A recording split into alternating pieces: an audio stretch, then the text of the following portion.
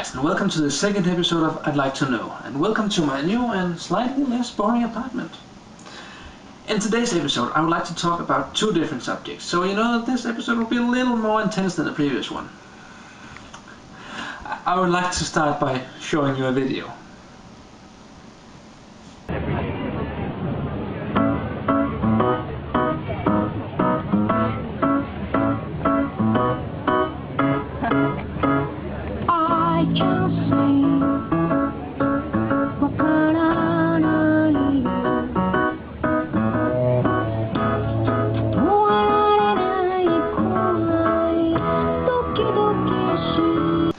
See that? The ball, it was just floating. No, actually it's pretty simple. It's an art form called contact juggling, and all you need to do is to get a flying, hovering, floating, self-elevating, air-drifting, oscillating, guardian leviosa and chant the ball.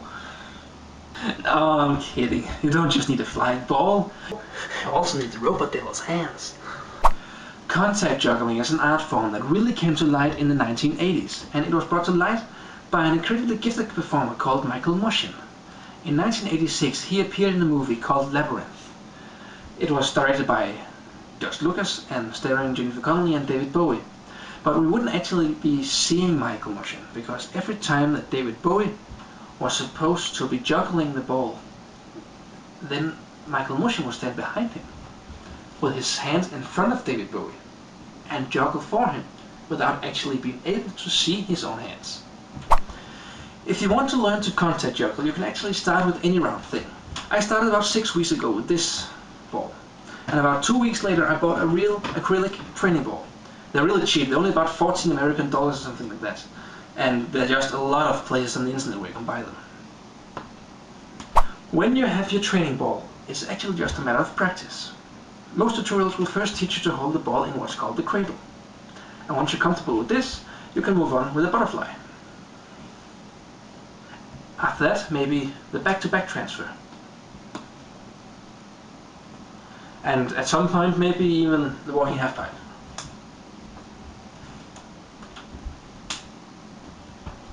Now I would like to change the subject, if I may, and talk to you about my cultural ancestors.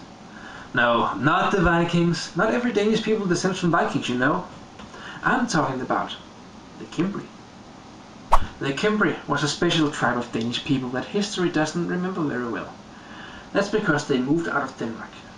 But they were smart enough to beat the Roman Empire when it was on its peak, but sadly not smart enough to quit while they were ahead.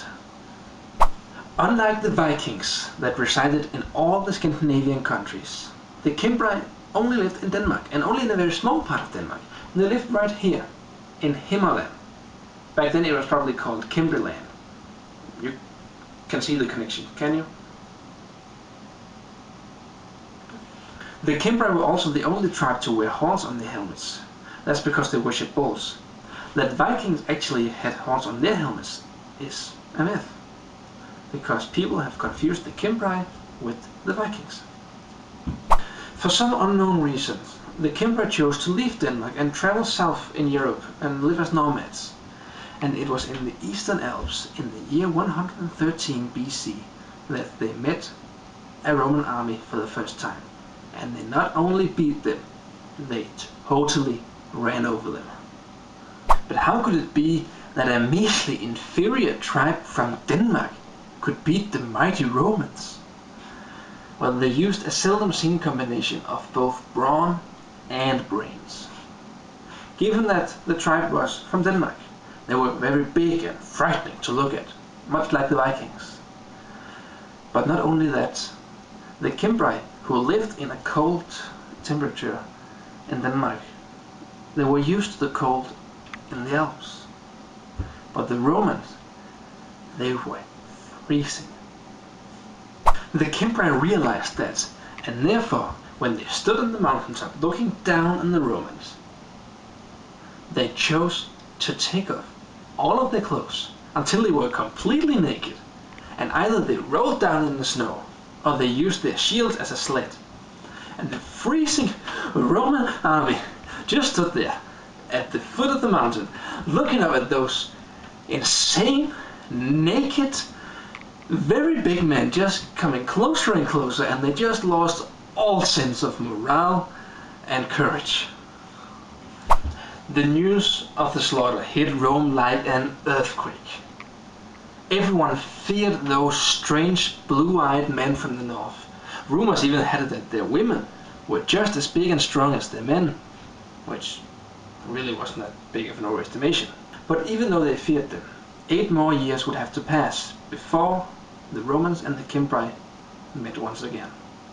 And the Cimbri used that time to what it appears to wander aimlessly around in Spain and France and other parts of Europe. In October 105 BC, the Romans and the Cimbri met once again in the city that today is known as Orange in France. Once again, the Cimbri didn't just win, they overwhelmed the Roman army. This time they used another clever tactic. The two armies had made camp on each side of the river Rhône, and the Cimbri had secretly hollowed out a lot of very big tree trunks. And in the morning, when the Romans could see them, they would just pick up what appeared to be very, very heavy trees and just pick them up as they were toothpicks and just throw them into the river all by themselves. And naturally, those Romans who saw that, they began to tremble with fear. And they just left little to no resistance. And after this victory, the Cimbri went towards Italy with the thought of conquering Rome. And the general feeling and fears in Rome were that they might just be able to do that. For some unknown reason, the Cimbri decided to split up.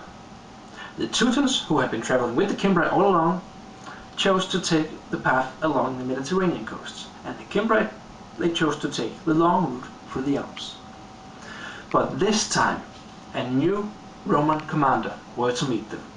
Gaius Marius went after the Teutons and sent a colleague to fight the Cimbri. Gaius Marius and his army encountered the Teutons several times, and in the end he stood victorious. But his colleague and his army, they were too frightened of the Cimbri, so they had fled. So after that, Gaius Marius went back to Rome, to the Senate, and required 2 armies and went after the Cimbri himself. The final battle was to take place the 30th of July 104 BC. But this time it was the Cimbri who was at a disadvantage, because the heat and the dust from Italy exhausted them, and they were soon driven off by the Romans. The Cimbri, who fled back to the camp, might just as well have stayed in battle, because as soon as they entered their own camp, they were slain as traitors by their own wives, mothers and daughters, who after that killed both themselves and their children. Capture was just not an option. And with this, the tale of the Cimbri ends. Well, I hope you have enjoyed this episode of I'd Like to Know. The more perceptive of you may have noticed that I've not exactly followed the picture way I was talking about in the earlier, with the 20 sequences times 20 seconds. Well, that's because I've come to realize that it's just too difficult to cram all the information I want into a 20-second sequence. But I will still be doing about 20 sequences, more or less in 20 seconds each. So it's pretty much the same thing. But I hope to see you again next time. I'm Mike Peterson, your host on I'd Like to Know.